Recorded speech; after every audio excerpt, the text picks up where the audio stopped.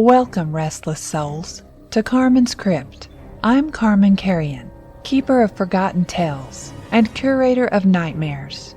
You've wandered into my domain, where each week I unearth a fresh horror from the depths of human imagination. In these darkened halls, stories wait like hungry shadows. Each tale we've collected whispers of terrors both ancient and new. From crumbling mansions where something skitters behind the walls, to that strange text message you received at 3 a.m. from a number that shouldn't exist. So gather close. The candles are lit, the shadows grow long, and the witching hour is upon us. Are you prepared to face what lurks in the darkest recesses of Carman's Crypt? Lock your doors, still your nerves, and remember, here, every fear comes to life. This is Carman's Crypt. Your sanctuary of scares awaits. Martin Graves didn't look like a monster. Not on the outside, anyway.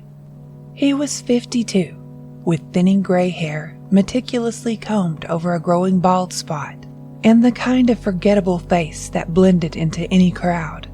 He wore beige slacks, button-down shirts with neutral ties, and shoes that never squeaked on linoleum floors. At the Oakridge Funeral Home, where he'd worked for 27 years, they called him Reliable Martin. Reliable, dependable, invisible. The dead didn't mind his company, and he preferred theirs. The dead didn't judge. The dead didn't laugh behind his back like his co-workers. The dead were perfect companions, unlike those who tormented and abandoned him throughout his life. Martin lived alone in a modest 2-story house on Cedar Lane, inherited from his mother. The neighbors rarely saw him, except when he meticulously mowed his lawn every Saturday at precisely 10 a.m., weather permitting. They would wave and he would nod back with the mechanical precision of a wind-up toy. What the neighbors didn't know, what nobody knew, was what Martin kept in his basement, or why he kept it there. "I'm telling you, Gordon the old guy gives me the creeps," said Lisa Roper, the newest employee at Oakridge. She stood in the break room, stirring artificial creamer into her coffee. A former nursing student with sharp eyes and sharper intuition, Lisa had taken the job at the funeral home 6 months ago, after her mother's cancer treatments depleted her tuition savings. Gordon Kane, the funeral director and third-generation owner of Oakridge, sighed. His perpetually rumpled appearance belied his meticulous attention to the families he served. "Martin's harmless. Been here longer than anyone. He's just socially awkward." "It's not that. It's the way he talks to them." Lisa lowered her voice. "The bodies. When he thinks no one is listening, he calls them his friends. Says they understand him." Gordon's fingers drummed against his coffee mug. "Morticians develop weird coping mechanisms. You will too, eventually. He took Mrs. Holloway's wedding ring yesterday." Gordon froze, coffee mug halfway to his lips. "What?" "I saw him. After the family left, he slipped it off her finger and put it in his pocket." "Are you absolutely sure?" Gordon set down his mug, the familiar furrow appearing between his brows, the same one Lisa had seen at his mother's funeral last year, when he had personally overseen every detail, despite his grief. "Positive, and it's not the first time I've noticed something missing." Gordon's face darkened. "I'll talk to him. Today." Martin hummed quietly as he worked on Mr. Peters, a 78-year-old heart attack victim. His hands moved with practiced precision, draining fluids, replacing them with formaldehyde and other preservatives. Martin had always taken pride in his work. The dead deserved dignity, after all. They deserved respect. Unlike his mother, who had paraded an endless stream of abusive boyfriends through their home, each one taking special delight in tormenting the quiet, awkward boy who couldn't look them in the eye. "You're in good hands, Mr. Peters," he murmured. "I'll make you look your Sunday best. Then perhaps you'd like to join my collection. I'm very particular about who I invite home." In his mind, Martin could still hear his mother's laughter the day he had found his pet rabbit, dead in its cage. "Too bad," she'd said, lighting a cigarette. "Guess you'll have to find something else to love." He had buried the rabbit in a shoebox, but dug it up a week later, fascinated by the transformation. That was the first time he had understood. Nothing stays unless you find a way to make them stay. The basement door opened, and Gordon's voice called down, "Martin, you down there?" Martin stiffened. No one came to the embalming room unannounced. It violated protocol. "Yes, sir. Just finishing up Mr. Peters."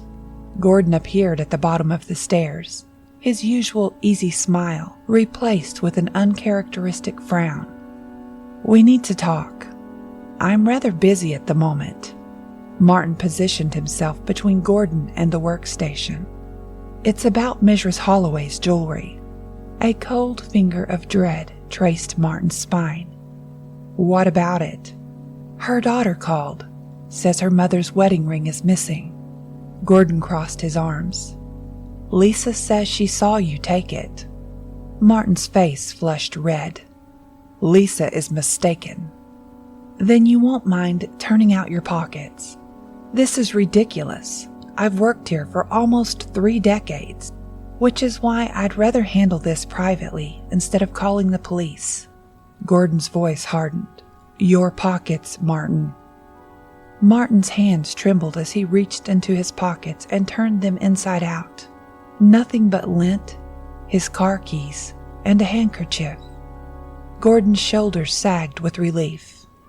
"I'm sorry, Martin. I had to check." "Is there anything else?"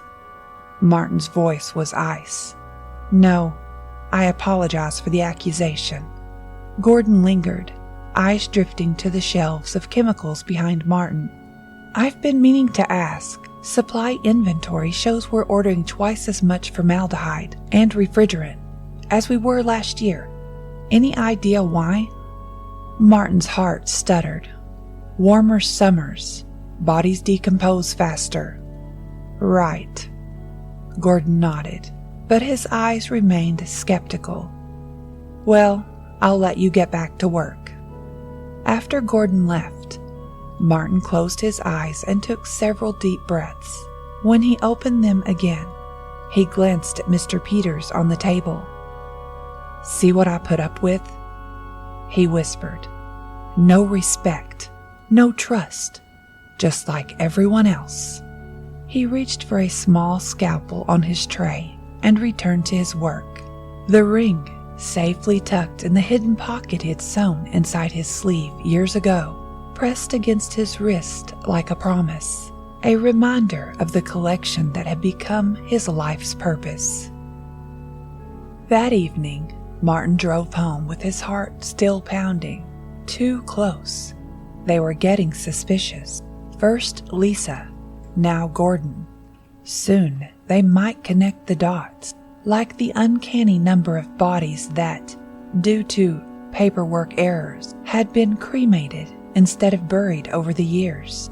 Empty caskets with lead weights to compensate for the missing bodies. 23 errors in 15 years.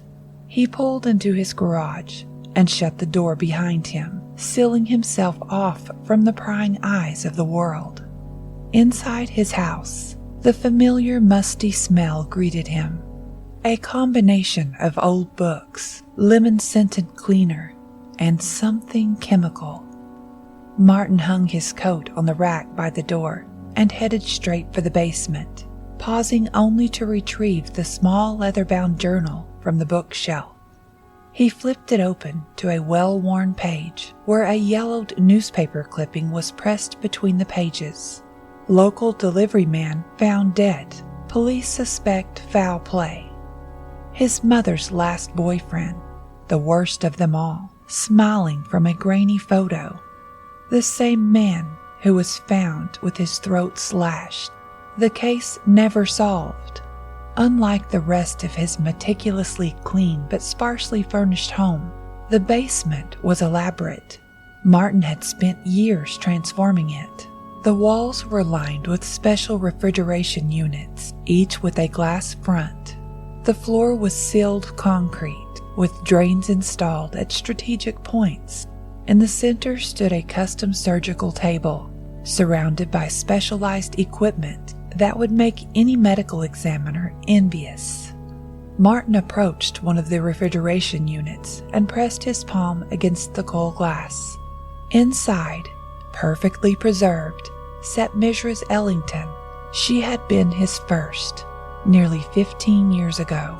A beautiful woman in her 70s. She'd come through Oakridge after a stroke. No family to speak of. No one to miss the keepsakes he'd collected from her. A locket with a photo of her as a young woman. A tiny music box found in her personal effects. No one to miss her either when he'd substituted weights in her casket and brought her home. "Hello, dear Mrs. Ellington," he whispered, his breath fogging the glass. "You were the first to truly understand, the first to listen." He remembered how peaceful those first months had been, sitting beside her preserved form, telling her about his day, his thoughts, his memories. She never interrupted, never judged, never left. Martin walked along the row of display cases, 23 in all, each containing a perfectly preserved body. His collection, his family, the family that would never leave him, never hurt him, never die. "I had a difficult day," he announced to the silent room. "Lisa, the new girl, she's been watching me, and now Gordon is suspicious about the supplies." He moved to a workbench along the far wall. He laid Mrs. Holloway's wedding ring among his other treasures: watches, cufflinks, necklaces, military medals, even a glass eye that had belonged to the high school chemistry teacher. "I may need to accelerate my retirement plans," he said, picking up the ring and turning it in the light. "Move somewhere more private, where we can all be together without interference." Martin placed the ring in a small velvet box, then turned to the empty refrigeration unit in the corner, the one he'd been preparing all week. "But first," he murmured, "we need to make room for Mr. Peters, and perhaps a couple more, to complete our family before we move." Lisa couldn't shake her uneasiness as she locked up the funeral home. Gordon had told her that Martin didn't have the ring, but she knew what she'd seen. The old man was hiding something. She had stayed late, organizing files and catching up on paperwork, but really, she was waiting for Martin to leave so she could search his workspace without interruption. But Martin had left hours ago, and now it was past 8, and the old building creaked and groaned around her in the darkness. Tomorrow was her mother's final chemotherapy session. Lisa had promised to be there, to drive her home afterward.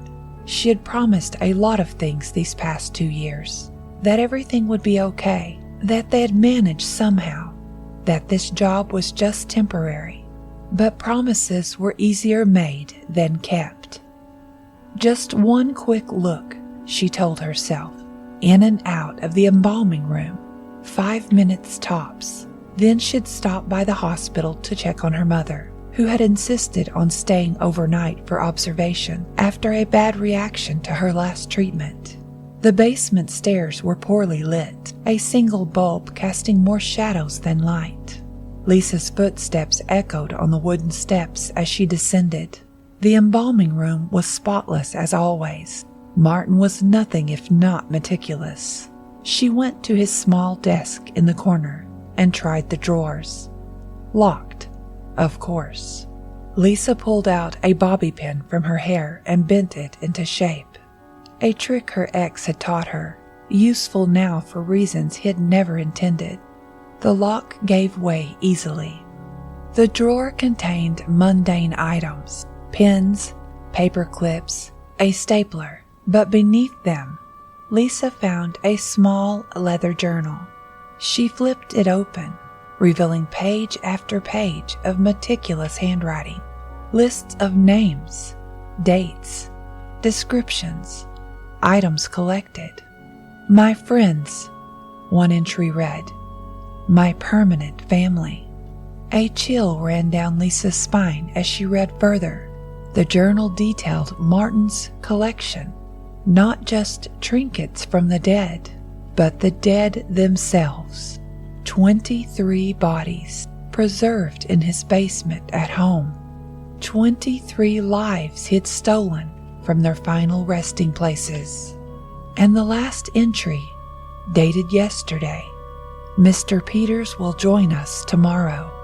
Then perhaps the nosy girl with the sad eyes. She reminds me of Mother, always watching, judging, but she'll understand once she's part of the family.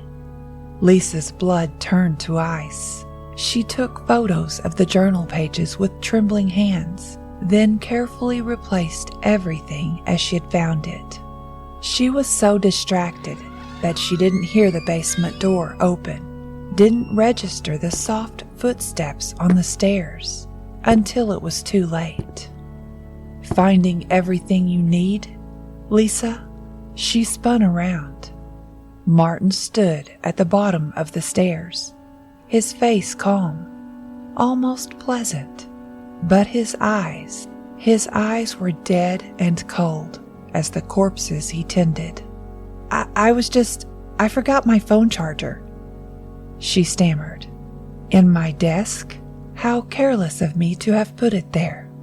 Martin smiled, but the expression never reached his eyes. He stepped forward, blocking the only exit. I saw your car in the lot when I drove by. Knew you'd come snooping eventually. The curious ones always do. I need to go. My mother's waiting for me at the hospital. The truth tumbled from her lips before she could stop it. Ah, yes, your mother. Cancer, isn't it? Such a shame. Martin took another step closer. You've been taking care of her for quite some time, I understand. Such devotion. My mother never inspired such loyalty. A chill ran down Lisa's spine. How do you know about my mother? I make it my business to know things about the people I work with. Another step closer. You're new here.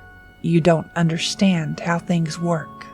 Lisa's hand frantically searched the top of the desk for something, anything to use as a weapon. I understand that you're stealing from the dead, and the dead themselves. I read your journal. I know what you've done. Martin's face changed. A flash of something like recognition, even respect, crossing his features. Then you understand the importance of permanence, of creating a family that can never leave, never betray you. You're sick. Lisa edged toward the stairs, hands empty. But Martin moved faster than she expected for a man his age, cutting off her escape. I prefer to think of myself as a collector, he said, a curator of unique items and experiences.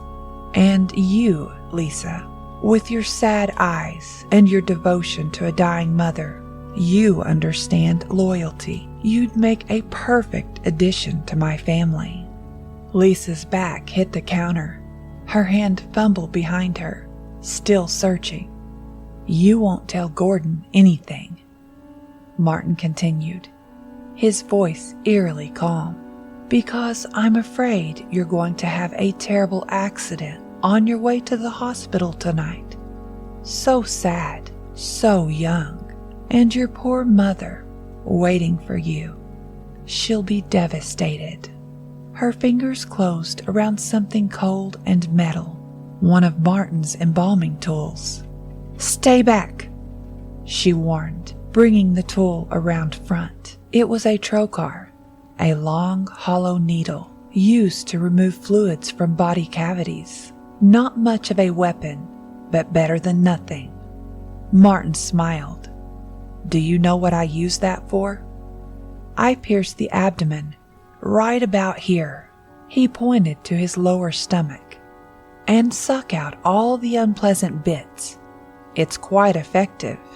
He lunged forward with surprising speed. Lisa thrust the trocar at him, but he caught her wrist, twisting until she cried out in pain and dropped the instrument. It clattered to the floor. "You really shouldn't have been snooping," Martin said, his breath hot against her face. "Now I'll have to rush my schedule. I wasn't planning on a new edition so soon." Lisa screamed, but the thick walls of the basement swallowed the sound. Martin's hand clamped over her mouth, pressing so hard she tasted blood. "Don't worry," he whispered. "You'll have plenty of company where you're going, and soon your mother might join you. No one should have to die alone." The mention of her mother sparked something in Lisa. Not fear, but fury.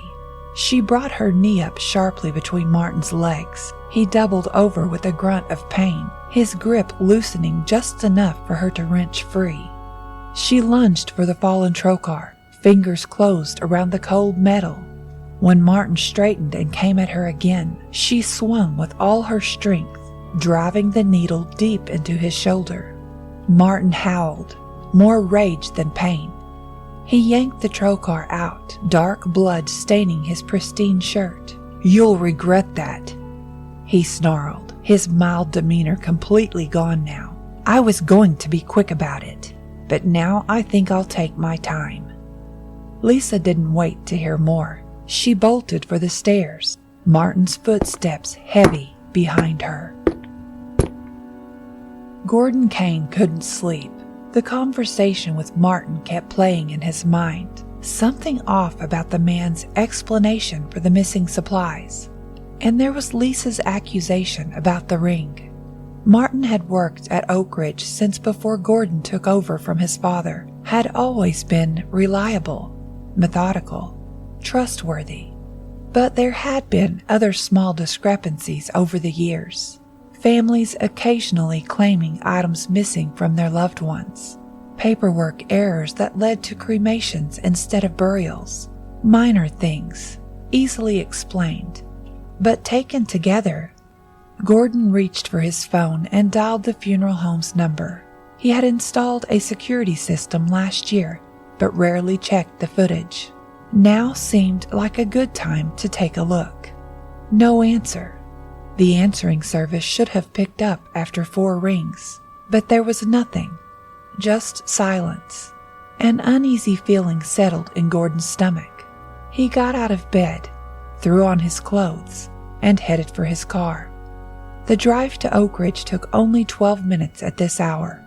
As he pulled into the parking lot, Gordon noticed 2 vehicles, Lisa's blue Honda and, surprisingly, Martin's gray sedan, parked around back where he hadn't seen it earlier. Gordon let himself in the back door and called out, "Martin? Lisa? You here?" No answer, but he heard a crash from somewhere inside the building, followed by what sounded like a scream, quickly cut off. Gordon grabbed a heavy flashlight from the utility closet and moved cautiously toward the sound. It had come from the direction of the embalming room. The basement stairs were dark. As Gordon descended, he heard voices, nowhere to run. Martin was saying, his normally soft voice now harsh and ragged, "No one to help you." Gordon reached the bottom of the stairs, just as Lisa backed into view, blood streaming from a cut on her forehead.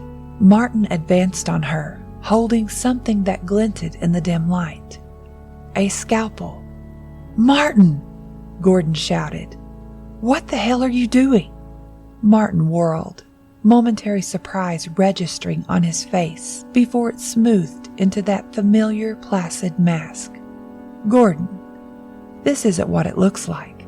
Lisa attacked me. She's been stealing from the bodies." Lisa shook her head frantically. "He's lying. He has 23 bodies in his basement at home. He's been stealing them for years." Martin's expression didn't change, but something shifted in his eyes. Something cold and calculating. "She's clearly disturbed. I found her going through my desk, stealing valuables from the deceased. When I confronted her, she became violent." Gordon looked between them. The loyal employee of 3 decades and the new hire of 9 months. But the blood on Lisa's face, the wild look in Martin's eyes, the pieces fell into place. "Martin," Gordon said carefully, "why don't we all go upstairs and sort this out?"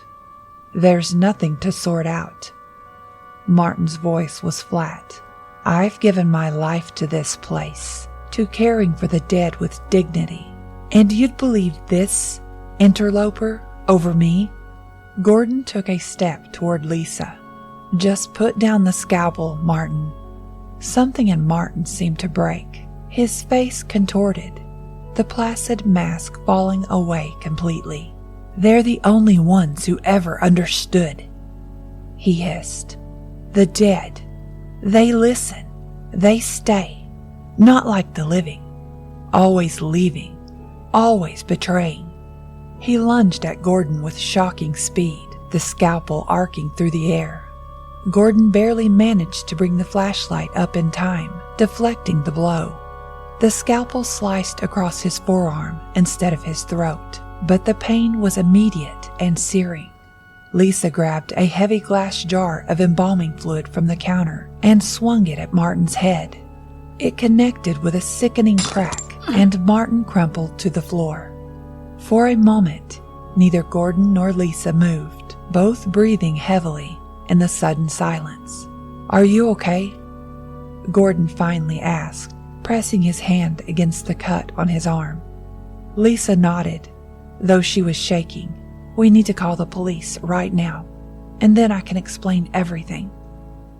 The investigation lasted for weeks. The police found exactly what Lisa had described in Martin's basement. 23 bodies, perfectly preserved in custom refrigeration units. Each had been reported cremated or buried years ago. Each represented a family who thought they had said their final goodbyes. They found Martin's home journal too, detailing his collection process with clinical precision. It went back 15 years to Mrs. Ellington, described as the first to understand, the first to truly listen. Martin himself was in custody, deemed mentally unfit to stand trial. The press had a field day. The funeral home horror, the collector of Cedar Lane, reliable Martin's house of horrors. Gordon sat in his office at Oakridge, staring at the stack of newspapers he couldn't bring himself to throw away. The funeral home's reputation was in tatters. Several families had already filed lawsuits. A knock at the door pulled him from his thoughts. Lisa stood in the doorway, looking tired but determined. "You don't have to come back," Gordon said. "I'd understand if you wanted to find another job."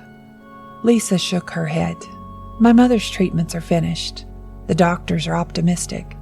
And I need to be here to help make this right if we can." Gordon nodded, grateful. The families deserve to know the truth, to have a chance to properly say goodbye. "That's why I'm staying." Lisa moved to the window, looking out at the newly installed security cameras in the parking lot. The dead deserve dignity, real dignity, not whatever Martin thought he was giving them. Gordon stood and joined her at the window. Do you think he ever considered what he was doing was wrong? Lisa thought about Martin's eyes in those final moments. Not evil, exactly, but empty, hollow. I think in his mind, he was creating the only family he could trust never to leave him. That's the most terrifying part, Gordon said quietly. He looked so normal, so reliable, for 27 years. Outside, the first of many funeral cars was pulling into the lot, the beginning of the long process of returning Martin's collection to their proper resting places, the first of many difficult conversations with families whose grief would now be freshly opened. The monsters who look like monsters are easy to spot, Lisa said. It's the ones who look just like everyone else that we have to watch for. Gordon sighed. The weight of what had happened, what had been happening for years under his nose, settling heavy on his shoulders. Let's go help this family say a proper goodbye. As they walked out to meet the mourners, neither of them noticed the small velvet pouch that had fallen behind Gordon's desk during the struggle with Martin, nor did they see the wedding ring that had spilled out onto the floor, glinting in the shadow like a watching eye. In his cell at the state psychiatric facility, Martin Graves sat perfectly still, eyes fixed on the blank wall before him. To the guards, he seemed catatonic, responding to neither questions nor commands. But in his mind, Martin was elsewhere, walking along the rows of his collection, greeting each member of his perfect, permanent family, waiting for the day he could return home to them. After all, the dead had infinite patience, and now so did he.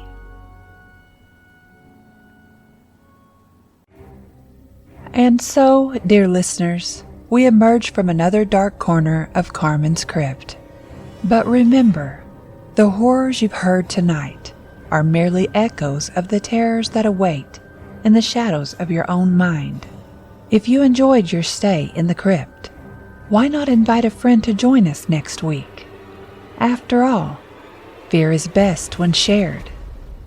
Leave a review if you dare, or share your own tales of terror on my social media. Who knows, your nightmares might just become my next story. Until next time, keep checking under your bed.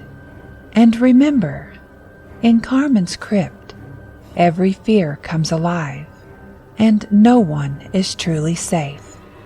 Sweet dreams, if you can still sleep at all.